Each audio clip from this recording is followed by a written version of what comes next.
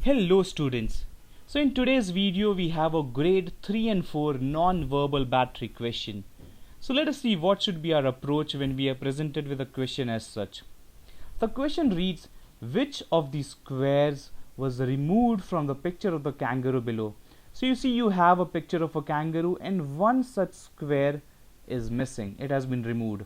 And we need to identify which of the 5 options presented below would fit perfectly to this particular missing square.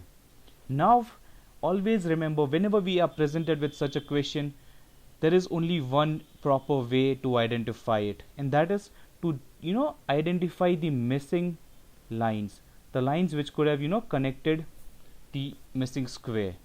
So try to identify which of the following options has these 2 points, one one in the bottom left and one in the top left portion. Which of them has these 2 lines which could connect to the missing square?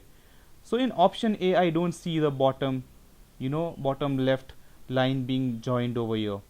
Option B gives me this particular line which is joining, so this could be one particular option.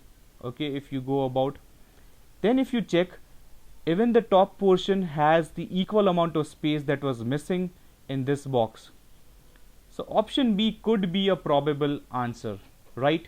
Let us still go ahead and check other options.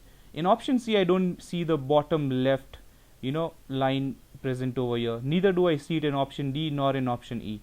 So this clearly states that option B is the missing square. And students, this is how you go about identifying a picture question wherein a particular grid or a particular block of a square is missing. I hope you have understood this, right? Perfect. Thank you. Bye bye.